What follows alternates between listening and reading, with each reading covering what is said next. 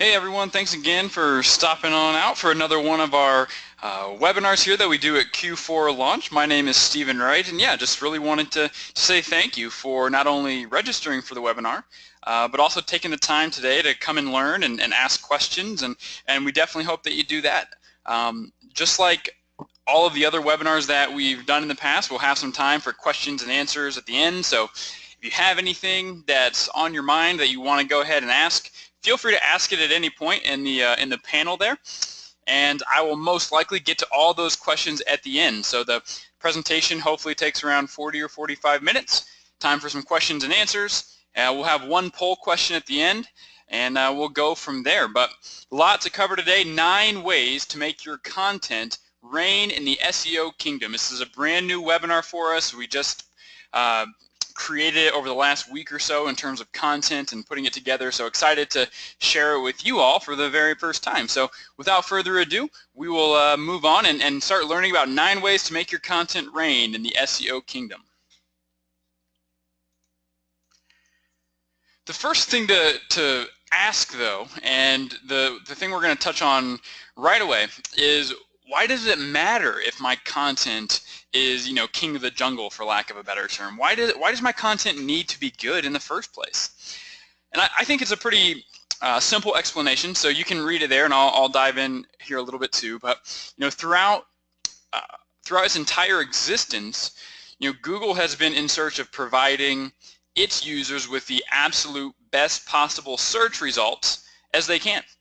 And people have found ways to get their companies, get their businesses, get their domains to the first page of Google, and all of those have not been necessarily really great practices.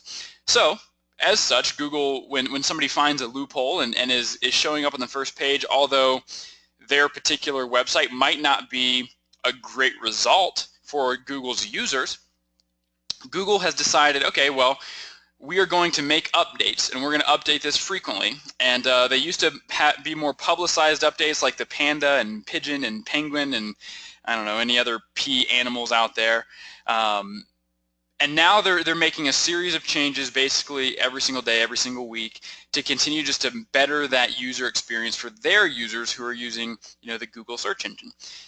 With that, the one thing that we have seen always rewarded is the content. So while people used to use really bad links from really bad websites, that would get you on Google's first page for a while. That's doesn't necessarily happen anymore. People used to just stuff an enormous amount of keywords onto pages, and that's not the case anymore either. Sure, you need keywords, and we're going to talk about that, but you also have to write really well and just produce really great content. When you do that, you're going to see spikes, increases in organic traffic, which is by far the best converting source of traffic that we've been able to put our fingers on in the course of our company's history as well, which next month is our 8-year anniversary as a company. So you can send the company a birthday card to the office in Charleston. I'm sure Matt will be appreciative of that. But once you're rewarded, once you start getting more and more organic traffic from the search engines, you get more traffic to the website. That traffic has the opportunity to turn into a lead. That lead has an opportunity to turn into a booking. At the end of the day, this is about driving revenue, and content that gets you a lot of traffic from organic search is going to get you more revenue. It's just the way that it works. So that's why you should care. That's why you need great content. And obviously, if you are here, if you decided to sign up or to attend today's webinar, you're here for a reason, because you get that. So I won't spend too much more time there, but content matters. It will lead to more bookings, more revenue, and that presumably makes you pretty happy. I'm not going to go through every single one of these 9 points right now. I do want to point out, I think that lion was the lion that Mufasa was based off of in Lion King. It's a real life lion. I'm pretty sure they wrote the story about his life, his son Simba. You should watch Lion King maybe this week if you haven't seen it in a while. It's a great story. But there are the 9 steps. Again, don't feel like you have to write all this down right now. We are going to go through this each of these steps in pretty good detail, and we're going to start right away here with the number one thing you can do to make your content great is to have a plan. So let's move to there right away. From what we've seen and our opinions and the way that we practice this practically is that you have to have a plan before you just go and start creating content. If you create a great piece of content, if you have, you write a 1,000-word blog that's just awesome, or you have a phenomenal activities page on your website that is well written, it engages readers, but it doesn't necessarily use the right keywords, or you're not targeting things that people are actually searching for in the search engines, it's probably not going to do you a whole lot of good. So with that, you really, really need to figure out what keywords you need to be targeting in your content before you even do anything else. Before you can write it well, you have to know what to write about in the first place. The first part of that is to determine your core keywords. So this is an example you can see right there. This is a screenshot that I took from Google's Keyword Planner.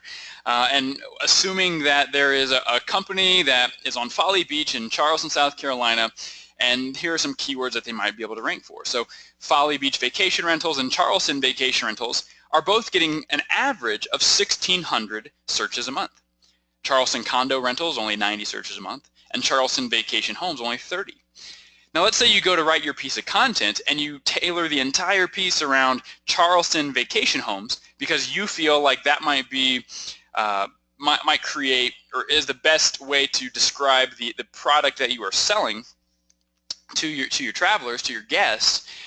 Well, that's fine. I'm sure you can create a great piece of content around Charleston Vacation Homes, but would you rather write about Charleston Vacation Rentals or Folly Beach Vacation Rentals, where you have an opportunity to get 1,600 people a month to your website, or Charleston Vacation Homes, where you might only get 30?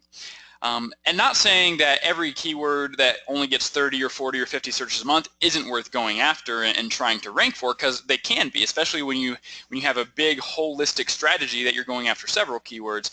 My point is, you need to determine this because this gives you a priority of kind of an order to write your content and get it up on your website. So again, that's a way that you can make a plan. In the same way that you can do that with your core keywords, you also want to be doing the same thing with other keywords that travelers are searching for. We see this work really well for our blogging strategy when we're writing about anything that travelers are searching for when they're looking to take a trip to Charleston, let's say. What are they going to do in downtown Charleston? How much does a tour at Fort Sumter cost? What plantations can I go to, and which ones have a restaurant on site? There's all these things that there are going to be keywords focused around. You just have to figure out what keywords people are searching for and the way they're searching for that, and then tailor your content that way. Again, you only really want to be writing about content that people are searching for. Going back to the example I just used, and you can see there on the chart, yeah, there's 30 people a month searching for Charleston Vacation Homes, but in comparison to Charleston Vacation Rentals, it's really no contest as to which one of those two you should be writing about, at least first, and solidifying first. But yeah, you only want to be writing content, creating content around those keywords that people are searching for. If you have a great idea, but you fact check and you see that there's maybe nobody searching for that particular thing you want to write about, then just don't write it. It's not going to be worth your time. There might be some ways you could use it in email marketing or in something like social media, but by and large, it's not going to bring you much business. So we'll move on here to the second step. But yeah, step number one, you got to have a plan, create a strategy, figure out what you need to write about before you ever decide to write it.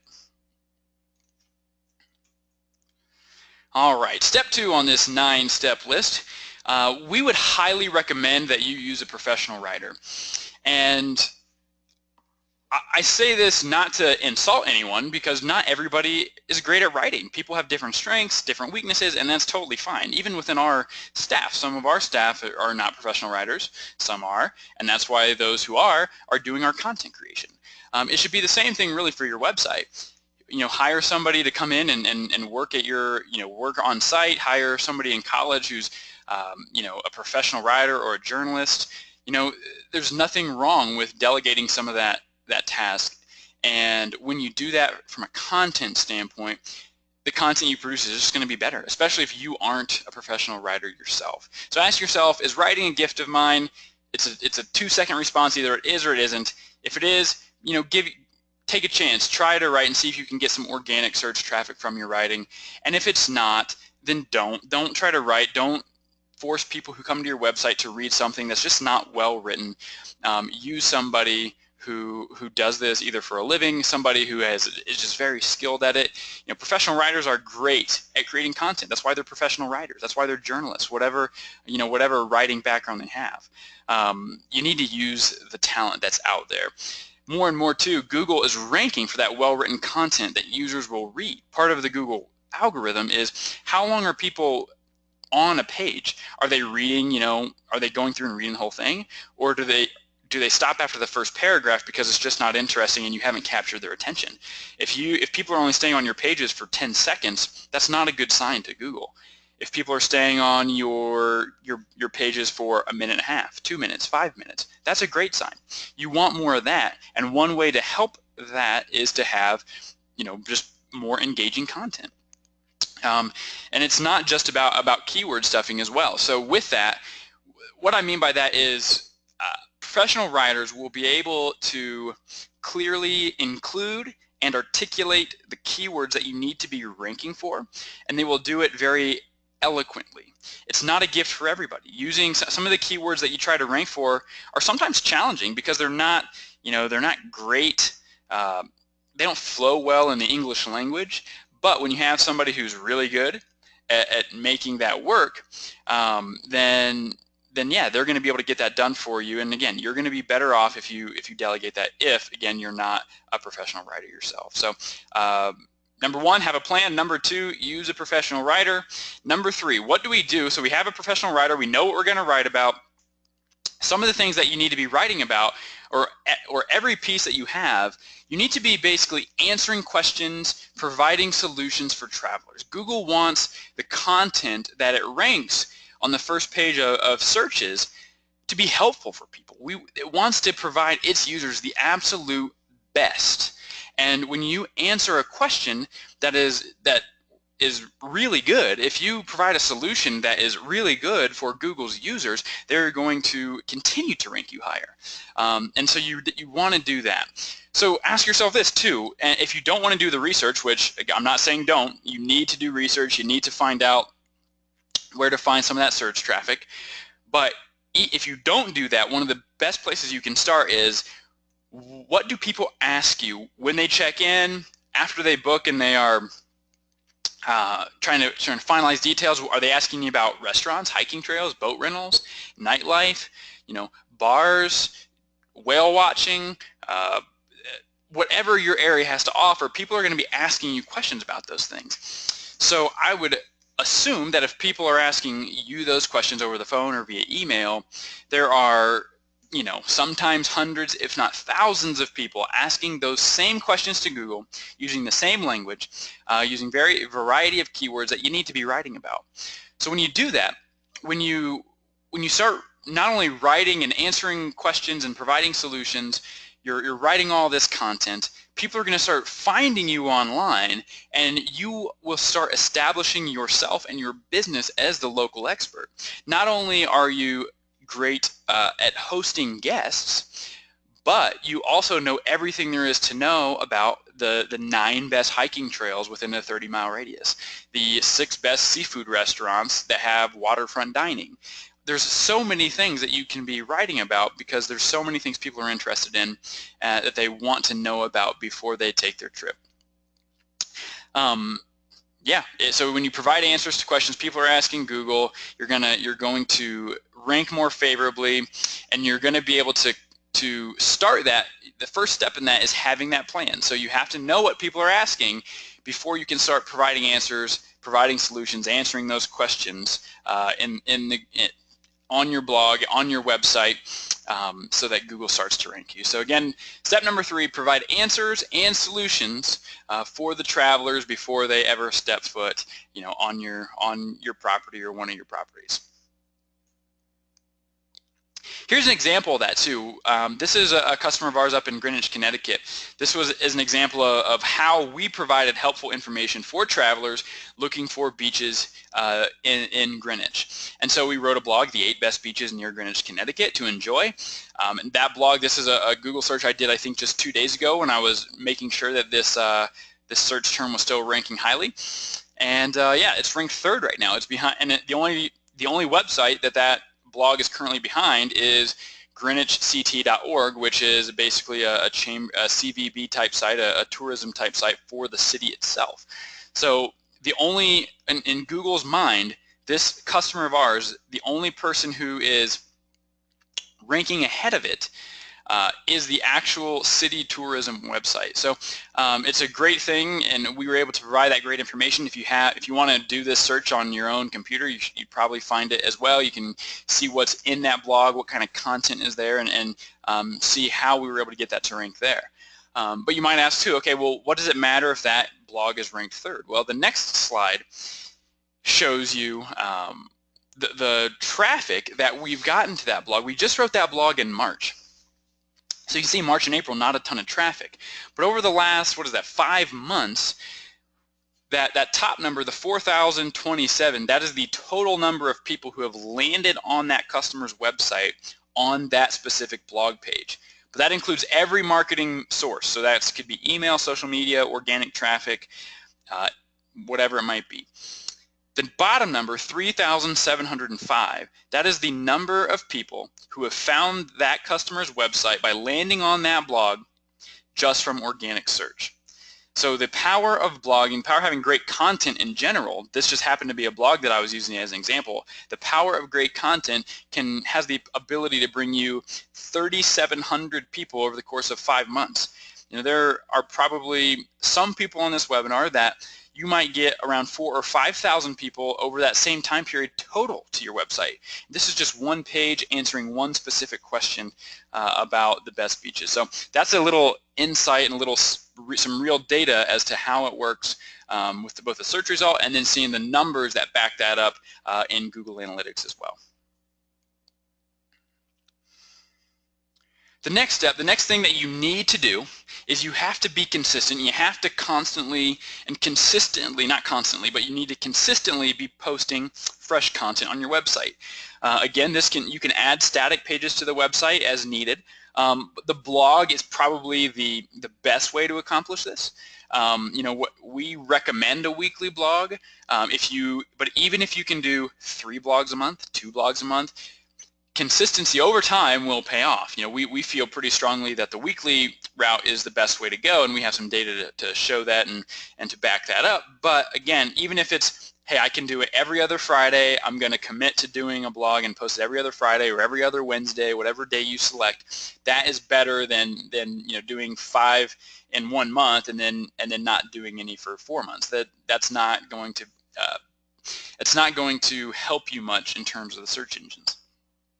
One thing I would caution you as, and one reason consistency is so important, is that it almost always takes Google 3 to 6 months to start rewarding our customers who we're doing this for from a blogging and new content creation standpoint. You can see this is a customer of ours. The first 4 to 5 months, you know, first 3 months certainly, you don't see any uptick on that orange line, which is again the organic traffic coming to the website. To the blog pages. Month 4, July 2015, you barely see any. You know, month 5, you start seeing a little more, 6, a little more, and then month 7, October, was really the first month that we were seeing really, really great results from our blogging strategy. But you can see now in year 2, you know, look at the right side of that graph from January through this month. This screenshot was taken just a couple days ago. The organic traffic coming to this customer's blog page when we're posting consistently is going through the roof. And we have every reason to believe that is going to continue. It's not going to plateau. It will continue to build and build upon itself over the course of time, get more and more traffic, more and more potential travelers, potential guests engaging with your brand, and eventually booking with you. Another thing that this does, when you're consistent, you know, let's say you do, you know, 2 blogs a month. Again, we would recommend a weekly. Let's just say you do 2 blogs a month. So you have 24 blogs at the end of the year. Now you have a certain depth of content. If you do that for 2 years, now you have 48 blogs. after 2 years. That depth of content, now you've written about 48 different topics at the end of 2 years. That's a lot of different things that you can link to within your own website. This is extremely important. You keep people on your website. You are able to take people from the hiking trail blog you wrote to the fishing charter trail blog that you wrote, back to the a restaurants blog that you wrote, because all of these are working together. They're all telling a story about your area. So there's going to be opportunities in that writing to link within the blogs, to link to your accommodations pages, to link to back to your homepage, to get people to go straight to your book now or check availability, which we're going to talk about here more towards the end. But the biggest thing, and think of it like Wikipedia. I'm sure I know I've spent a lot of hours probably on Wikipedia, but think of your own time going to Wikipedia. How long do you stay on the website? And I'm going to go there, and this is, well, that's my name. It's not what I look like, thankfully. And I'm not a comedian. I'm certainly not as funny as this guy. I get asked all the time if I'm related to this guy, and I'm not. Definitely not funny, like I said. But you can kind of see the blue highlighted words. And this is such a part of their strategy. All of these different the blue font words, those are other pages on the website. So as I'm reading through this and I want to see, what the heck a non sequitur is, okay, now I'm going to click on that, and then I'm going to go read a Wikipedia page about non sequiturs. And then there's going to be some linked text on that page, and then I'm going to go to another page on Wikipedia. And it's just a way that Wikipedia has mastered at getting people to stay on their website and spend several minutes, if not hours on their website just looking at different things. It's unbelievably important, but we can take these same principles that Wikipedia does, certainly not on the same scale. We don't have the millions and millions and millions of web pages on our websites that Wikipedia does, but we have 12, 15, 20, 30. If you're blogging consistently, you have upwards of 50 to 100, 500 pages on your website that you then will be able to use and link internally to keep people around and keep people engaged with you. Next on our list here, we're going to talk about long tail keywords.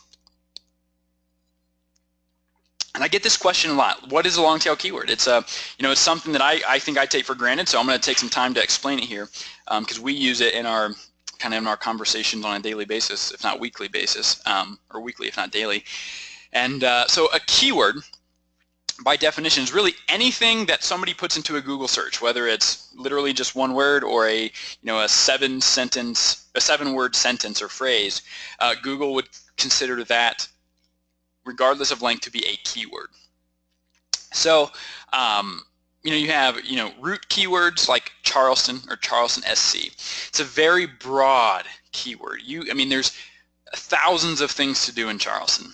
So if I'm looking at just Charleston SC, it's going to give me a broad result. It's going to give me maybe some history of the city. It's going to give me just some general facts about the city. But a couple things. It's going to be hard to rank for that if we're writing just about Charleston SC. Whereas the flip side of that, a long tail keyword example would be best restaurants in downtown Charleston SC. That's very specific.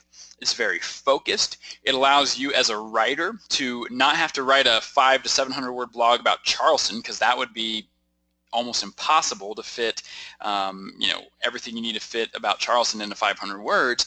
But best restaurants in downtown Charleston SC, I can do that, and I can do that in 500, 700, 1,000 words. I can pick 7 restaurants that I deem to be the best. I can write 50 words about each of those restaurants. I can have an introduction, a conclusion, and I can use that long tail keyword, best restaurants in downtown Charleston SC, several times within the content of my blog or my web page, and it's not going to feel redundant to a reader. It's not going to be distracting.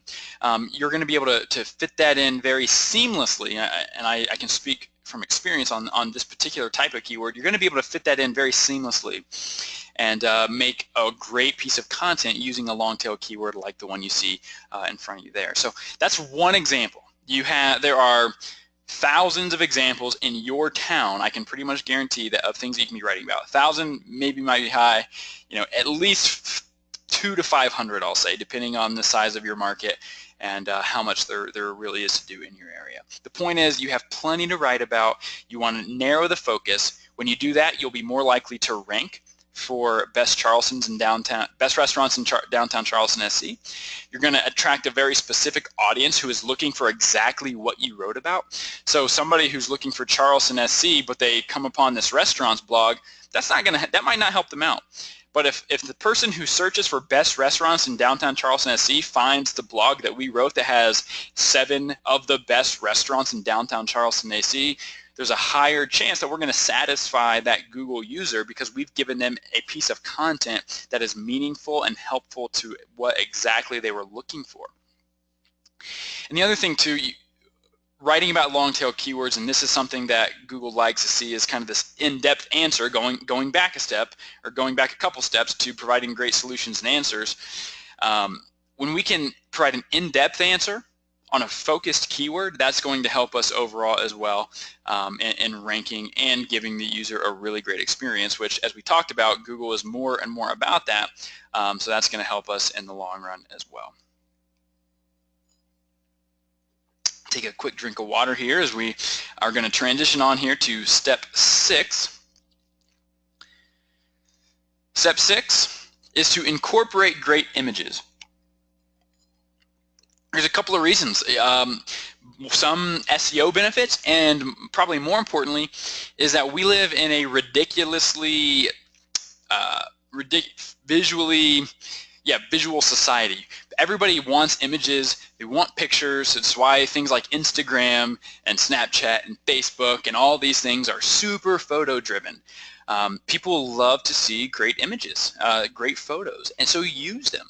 Engage with people emotionally by picking out a great image. If you're on the beach, share images or incorporate images on your website that are like sunsets over the beach, or if you're in a mountain town, use images of like a first snowfall on the leaves, something that's going to evoke some emotion, remind people of the fantastic time they had in your area last time they were there. We all know that the cliche saying, a picture's worth 1,000 words. Yeah, we know that, but it's true. Like you want to help those people feel as if they can picture themselves in that blog, in your area, at that restaurant, on that hiking trail. Whatever it is the content is geared towards, use photos that will evoke that emotional response. That's probably the most important part. But there are some SEO benefits as well. Google can't necessarily see your image with human eyes like we can.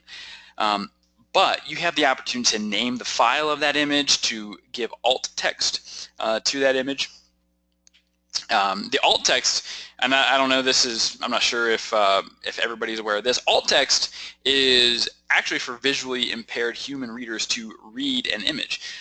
So it's a way that Google's has found to be able to help those who are visually impaired be able to actually quote unquote read what that image is about. So when you name something in alt text, when you include alt text, you want to include the keyword, but you don't necessarily just want to use that long tail keyword. So you don't necessarily just want to use restaurants in Charleston, but maybe a sentence that includes the keyword restaurants in Charleston in that sentence. But a bit of an aside, but certainly some useful information to know.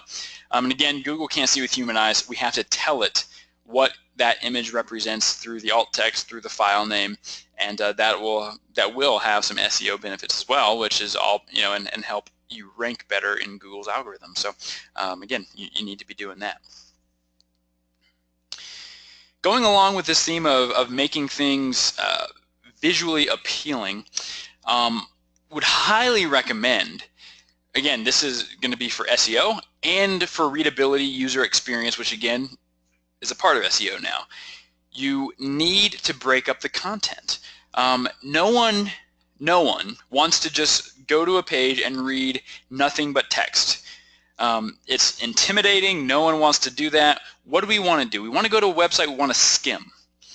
We want to see what we want to look at, determine quickly whether or not we want to invest, the minute and a half of our precious time to read the blog, maybe 3 minutes of our time to read a blog. So no one wants to read that. So break it up. And I have an example there on the right side of a way that we've been able to do that successfully just for this particular page. So again, we're allowing readers to skim. The title of the blog, your guide to the best Vermont wineries. Spend an afternoon at these. So then we have an intro paragraph, and then we break it up. Spend an afternoon at these 3 Vermont wineries. So again, we have that keyword in there, Vermont wineries, and we've set the stage that everything below that is going to be catered towards those three wineries. And then underneath that, we have more subheadings. We have each winery with its own subheading: Snow Farm Vineyard, Shelburne Vineyard, Lincoln Peak Vineyard. We've done that intentionally for a couple reasons. One, we're breaking up that page, so again, people can skim and see if they want to invest the time to read. And 2, one of the things that Google takes a look at as well is, where are your keywords? What part of your page are your keywords represented? For us, you can see here, it's in the title of the blog. It's in a subheading in the blog, and then in each of the other subheadings, the kind of the H3 tags, probably I would guess those are names of the different wineries, which is another important thing too. It's telling Google what this blog is about, and we're doing that by putting our content in what Google deems to be some of the more important areas of the page. So again, the title, subheading, so H1, H2, H3 tags, if you're familiar with that part on the code side. If not, it's just think of it in subheadings. The text is too small to point out where Vermont wineries itself might be in the blog, so it's going to be in the text as well. The URL has Vermont wineries in it. The page title itself has the keyword Vermont wineries. So you can't see all those things right now, but this is just showing how to break up the content and why having those keywords in the subheadings are both great to break up that content, but also for search engine purposes as well.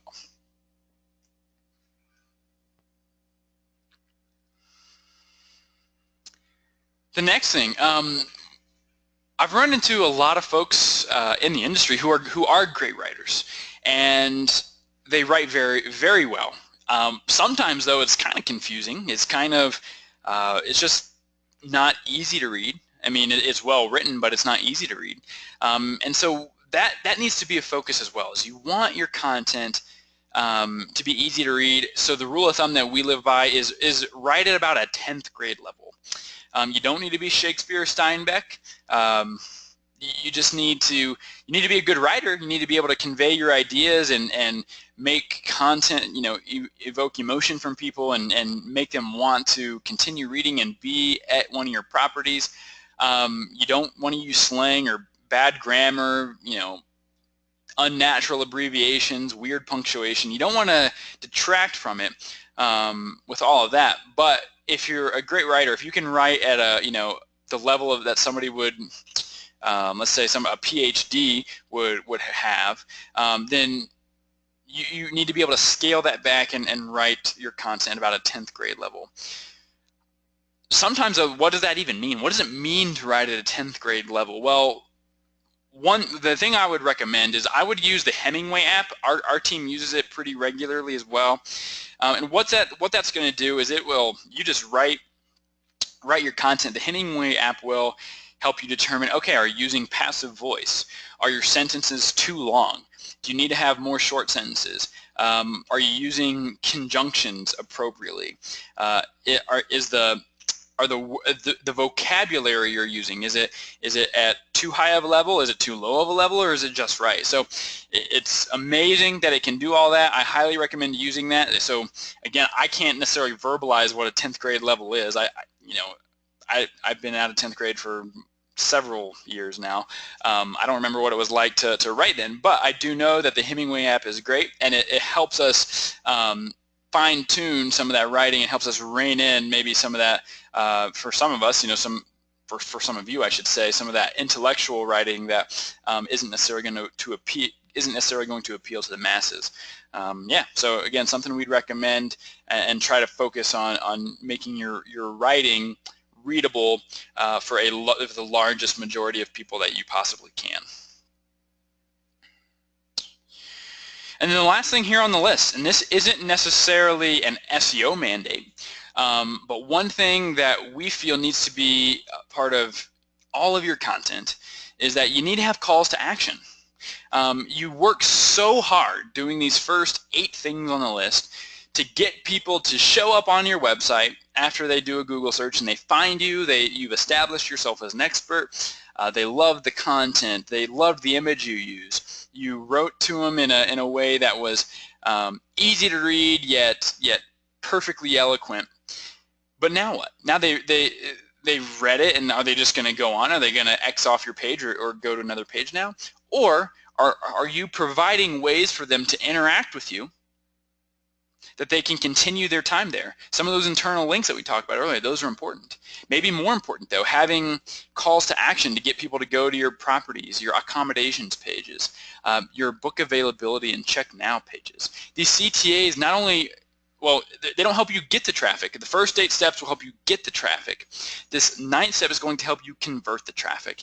And if you're working so hard on getting more and more organic traffic by creating this great content, you have to do something with that traffic.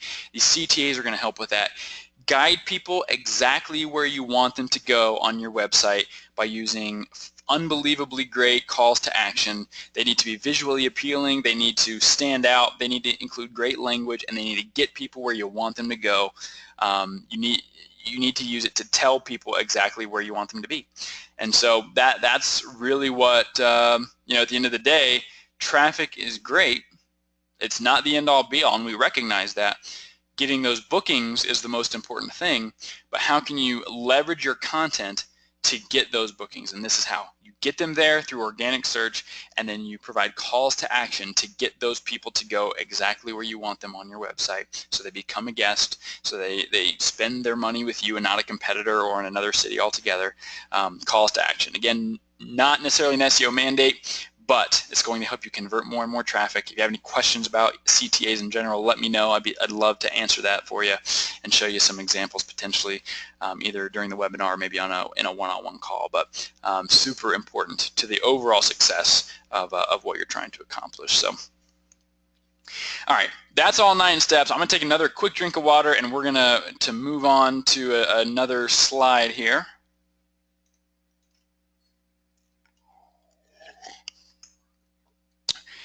So yeah, I don't know. I'm taking a deep breath because that was definitely a lot of information in a relatively short period of time, and not even quite 40 minutes yet into the presentation here. So, but yes, creating great content that readers will enjoy and Google will reward is a ton of hard work. It's not easy.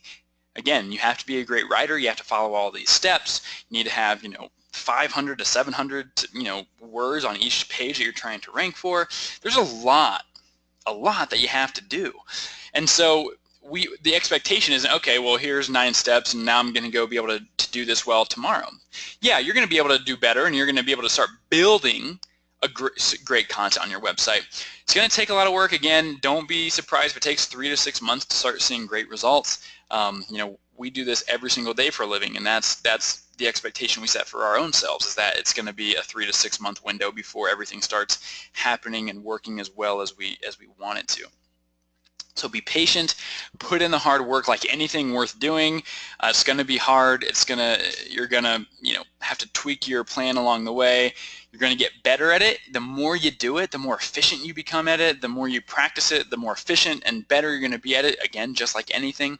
And you're going to be doing a lot of work. But the content, if you're willing to put in the work, the content that performs well should perform well for a long time, provided that you're continuing to do updates and provide fresh content to your website. You don't want to just find a few things that rank and then stop. You need to continue to build, but content should perform well for you for a long time. It's a long-term strategy. SEO is in our minds not short-term whatsoever. It is a long-term, unbelievably well worth it strategy that's going to help provide not just traffic but bookings through your website. And so yeah, content is king. Content is the way to accomplish that, and we feel obviously very strongly about it, which is why we've dedicated an entire webinar. But yeah, put in the work. You're going to see great results from it, and hopefully for a long time to come too. So yeah, obviously if you've been in our webinars, this is, part of who we are and what we do. We want to continue to help you. Many of you who are on the webinar have taken advantage of these offers in the past, so I thank you for that. Here's another one. And again, this is a new webinar, and this is a new kind of next step offer, if you will. We want to help you better understand how your content is set up right now. So we're offering this free content evaluation. You can either email me, my email's at the bottom there. I'm going to put up the poll actually right now as well, and just get a feel for, you can answer whether or not you want, if you want this content evaluation. I'll get in touch with you afterwards and we can set up a time where we can do that together. Let me get that rocking and rolling here. All right, so that poll should be started. That should come up on your screen here in just a second if it hasn't already. So answer that. And yeah, during this, what I'll do, or whatever me or another member of our team will be doing, is we'll be going through some of your main page, some of your other pages on your website that are important pages, some of your blogging if you're doing blogs, and we're going to evaluate this content for you to see how it's performing from an SEO standpoint. What can you do better? Do you need more long tail keywords? Do you need more images? Is your content too long, too short?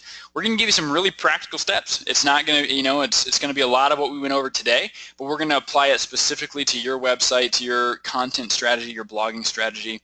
And we feel like, and I think if you've ever partaken in one of these next step offers in the past, that these are hopefully valuable 30 minutes just to further your own education on this particular topic and how it applies directly to your site. So more than half of you have already said yes, no, or you'd like to know more about us at Q4 Launch, which is a third option. You can vote for, you can select multiple answers on that poll. So if you want both the content evaluation and you want to know more about what we can do for you, you can select both. If you don't want the content evaluation but you want to know how we can help, great, you can select both there.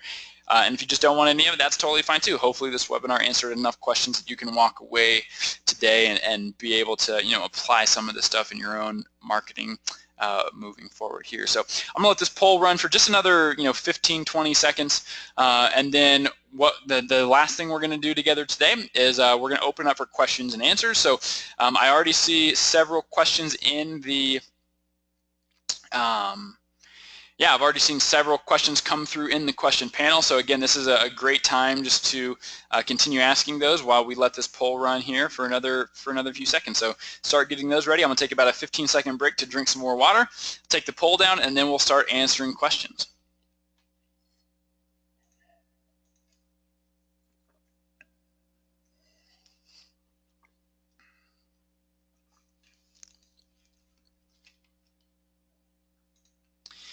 All right, you have questions, we have answers. So again, thanks. There's several questions already in here.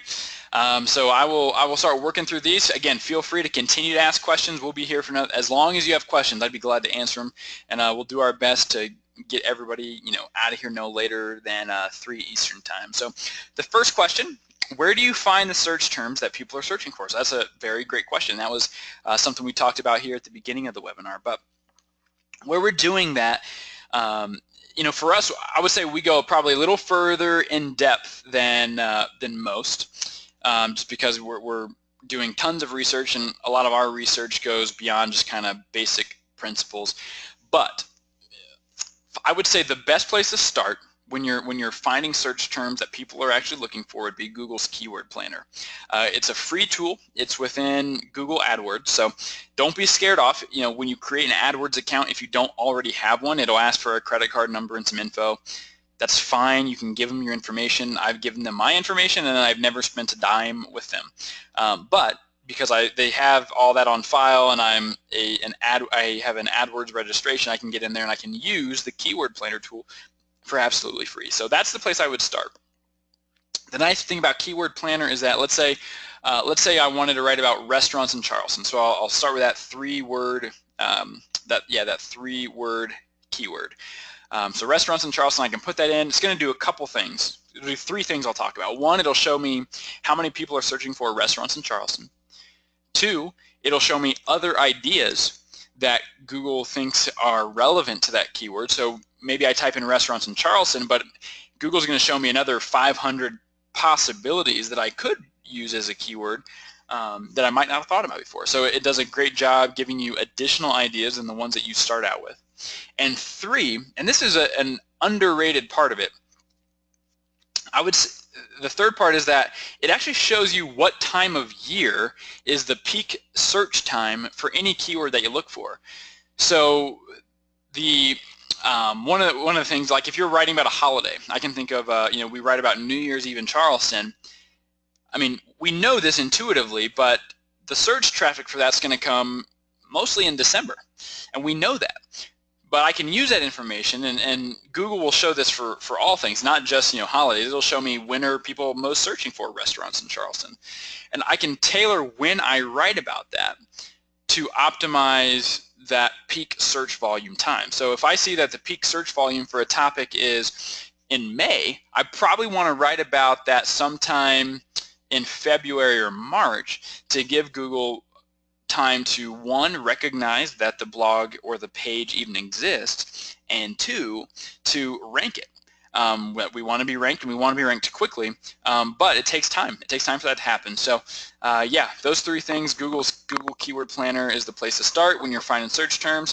If you want to go more in depth on that, send me an email, and I can send you some other resources as well, but I think you will have plenty of time to be spent right there, just so you can so that you can find as many keywords as you can using the Keyword Planner tool.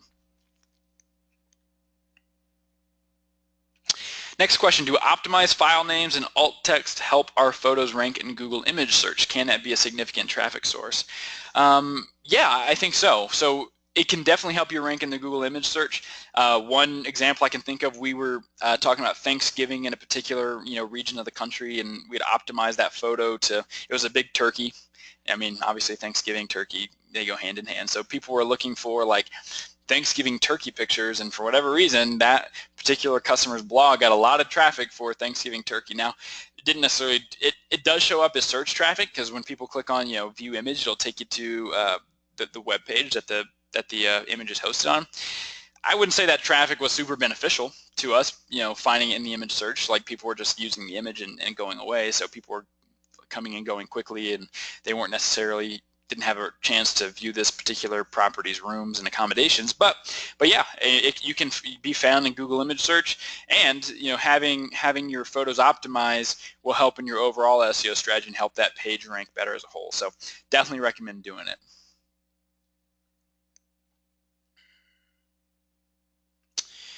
All right, so the next question. Hi, you mentioned 500 to 700 words per page if you want to rank for that page. I'm assuming that's for blog pages. What's the latest best practice for number of words on a home page? How about other pages within the body of the website? That's a great question. So yeah, the 500 to 700 is typically the guidelines that we adhere to from a blogging standpoint. So you're totally right there that that's the number you hear us talk about from there quite a bit. But Google has come out to say basically that anything less than 300 words, don't waste your time, basically. So any content, whether it be your home page, an internal page, a blog, it has to be at least 300 words if you even want a shot. So yeah, I think that answers your question pretty well there. At least 300. The sweet spot for us, though, getting that 500 word threshold, we've seen significant improvements and increases in traffic there. And then beyond that, it's not until you get, beyond that, we don't see a whole lot of traffic increase when we write a lot. We're not getting much more out of the time that we spend doing it than, if we just stick to that 500 to 700 words. So that's a sweet spot. That's where we see the most bang for our buck in terms of time and money spent, or however you're paying, whether you're doing the blog yourself or you're paying somebody to do it. I would say stick right around there. Yeah, and again, that lower end number would be 300. Don't do anything less than 300 words, or else it probably has no shot of ranking in the Google searches. Is an 80% bounce rate for a blog post typical? That's a great question. I don't know. I would say that's high, and that probably is telling me a couple different things. One, either that content isn't engaging, potentially isn't as engaging, or 2, maybe it's engaging, but let's say it's 1,000 words and people read all those 1,000 words, they stay on your page a long time. I would say that's an engaged visitor.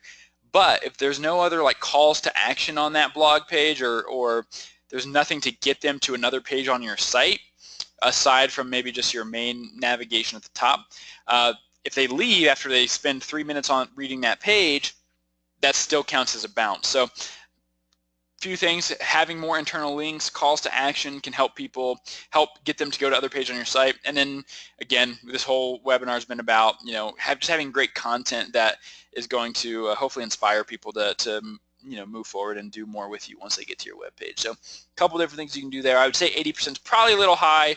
The best way that I try to use some of that information though is how is your blog bounce rate doing compared to some other pages on your website. And if other pages on your website are only averaging 50% bounce rate, well then I would say the blog is way out of whack compared to what your average website visitor is.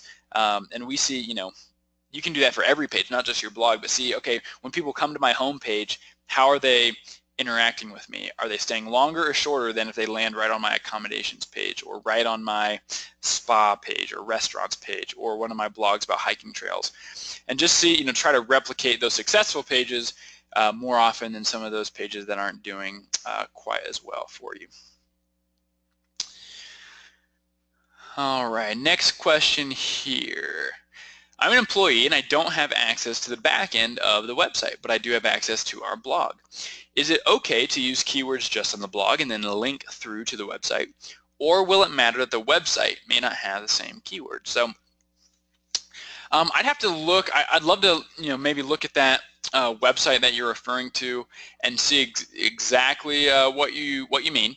But generally speaking, our desire and our recommendation is actually to have the blog as a part of the website. So my assumption from reading your question, Laura, is that maybe the blog and the website are on 2 different platforms, or maybe the blog is on a subdirectory. Okay, it's through Google. I just saw your comment come through. So the blog is through Google. Yeah, I would say that's not the best practice. It is okay. But yeah, so right now, if you have a blog and a website, that's basically two websites that you're operating. Google's going to see those as 2 different things, and that's not necessarily the best, because when you're writing a blog on a third-party website that's not on your website, you're trying to get we'll say SEO juice for 2 websites instead of 1. So the best practice would be to have your blog as a not on a subdomain, but on a subdirectory that actually showing up on the website. The best example would be like, we would rather it be Q4Launch.com/blog as opposed to blog.Q4Launch.com, or sometimes I see Q4Launch.blogger.com. Those I would say are not the best options. But if that's the way it's set up and there's nothing you can do to kind of change that or to get the blog on the website, then yeah, you want that blog to start getting traffic and getting people, and then linking people to the website. So yes, if you need to write about all the different things to do in your area, and you got to do that on the blog page that isn't on the website, do that. Try to get traffic there through the keywords, and then everything that you try to do, get people to go back to the website, because that's where that's where you'd be able to do that. You want people to get to the main website, look at your rooms, look at your properties, read all of that content. All right. Oh, I see Laura, all sorts of questions. I'm loving it. So follow-up from Laura. So if we were to set up the blog as part of the website, would there be a way to link to past blog posts that were done through our Google blog so that we don't lose content? Again, I think there's ways to do that. Yes, is the short answer. Some of it depends on where the website, what platform the website's on now. But yeah, there's ways to transfer content to make it very easy. So actually, instead of just keeping all that content where it was, you can actually copy it over, sometimes in mass exports and imports, to be on the same platform as your website. So send me an email, let me look at the website, and I can give you a better specific answer. But yeah, there are ways so you don't lose that content that it can remain a part of your website. So thanks for those questions, Laura. All right, here's a question from Michelle. Does it matter where on a content page where the call to action is located? For example, I do an article on local beaches. Should my content be short so my call to action is seen without going to the bottom? Great question. So I think each page you have the option to have several calls to action. You know, at the very top, when somebody lands on your page, a call to action on the top of all of our websites should be something to the effect of book now or check availability or make a reservation or something like that. That should be the very first, one of the very first things that anybody sees when they come to your website. As they scroll down though, it's not, you know, sometimes it's not just about having one call to action, it's about having multiple calls to action. So one thing that we try to do is we build all of our websites in WordPress, and WordPress does a really great job of allowing us to incorporate a sidebar. So in the sidebar of all of our content, we have calls to action there. So whether, you know, as I'm scrolling up or down along the sidebar, you're going to see those calls to action. And then as a general rule, Michelle, we try to end our blog post with that final call to action as well. So and some of those calls to action are the same, some of them are different. Sometimes we include calls to action within the content itself, like we'll create like a button or an image that we're trying to get people to click on to go to a vacation guide download page or go to a book now page. And so there's a lot of places that you can put that call to action. If it's just at the bottom, like you mentioned, yeah, it's probably not going to get seen by all those people. So having some of those calls to action sprinkled in through the content at the top, in the sidebar, within the content itself, at the bottom, those are all great places. Quite frankly, one of the best things you can do is to test that. We try to test everything we do and see what works well, what doesn't work well, and then stick with what does work well more often than not. So yeah, I would test some of the areas. So create a button, put it in different parts of your website, and yeah, I think you'll have some success in getting some conversions that way. Another question about calls to action. Do you think having a CTA button versus hyperlinking in the content works better? Great question, and again, this is something you're going to have to you'll have to test. I say generally speaking, call to action buttons are going to work better, but we also know that people respond to different things. We know, and I know this is true like in email marketing, but this is also true on any individual web page, is that some people love to click on images, some people love to read and click on the text, and some people like to click on buttons. And so we try to link everything. And if so, like, let's say you have a blog that you wrote and your call to action is trying to get people to click on this, let's see, we'll use like a romantic getaway special. You write a blog about Valentine's Day and you want people to get to the page that talks about a romantic getaway. Have an image that says, click here to view our romantic getaway. Have some text within the content of your, within the content, the body of the content that says, that is linking to the words romantic getaway in northern Michigan, and have, you know, maybe some, you know, your headline linked there as well. So I'd say the answer isn't one is always better than the other. Generally speaking, the button is going to be more visually appealing and more stimulating to draw people's attention there.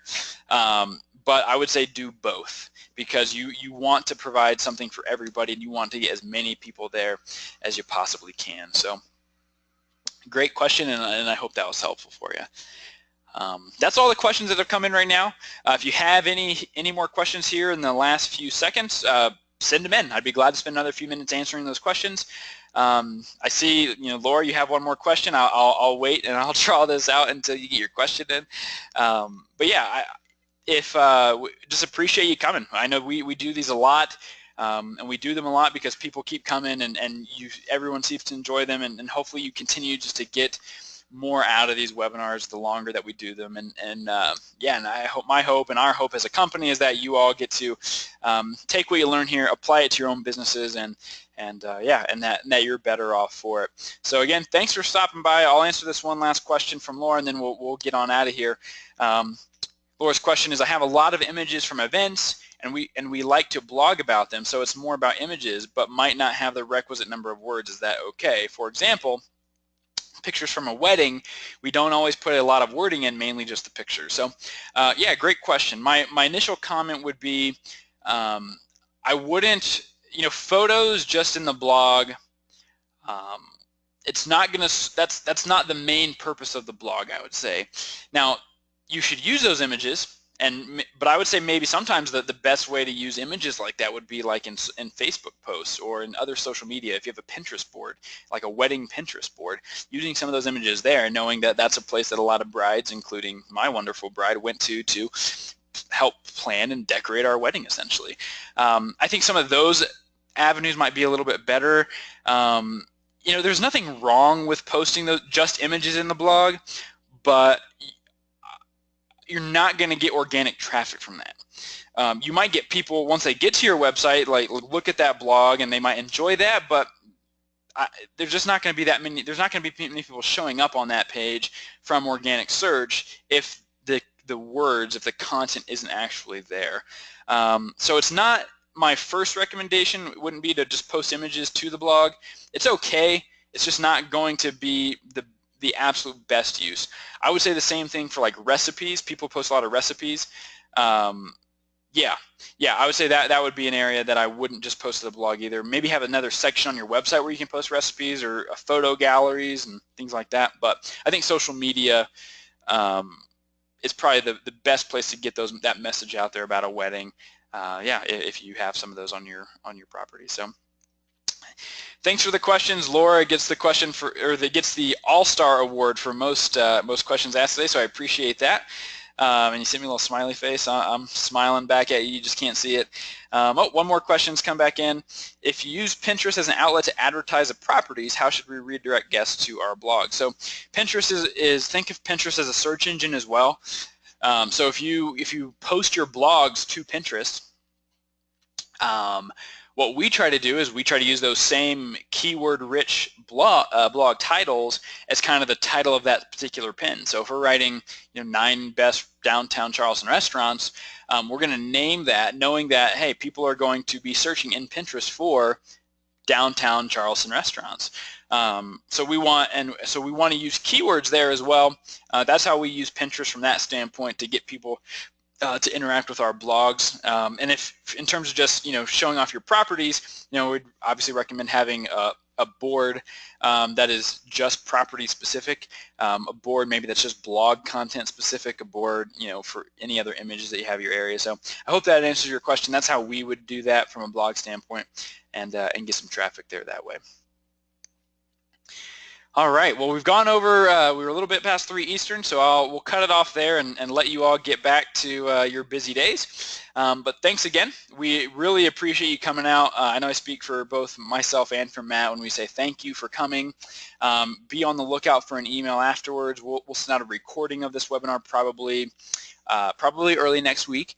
We'll send out an email for you to sign up if you didn't already for the content evaluation that we're offering. And if you did say yes, that, hey, I do want the content evaluation, I'll be in touch with you either by the end of the day today or first thing tomorrow, and we can get something on the calendar and we can do that together. So thanks again. I really had fun today. This is, again, the first time we've presented this particular topic, and hopefully it went well. If it didn't, you can send me an email and tell me it wasn't good. If you liked it, send me an email and tell me you liked it. That is probably make me feel a little bit better. But either way, I'd like to know what you think.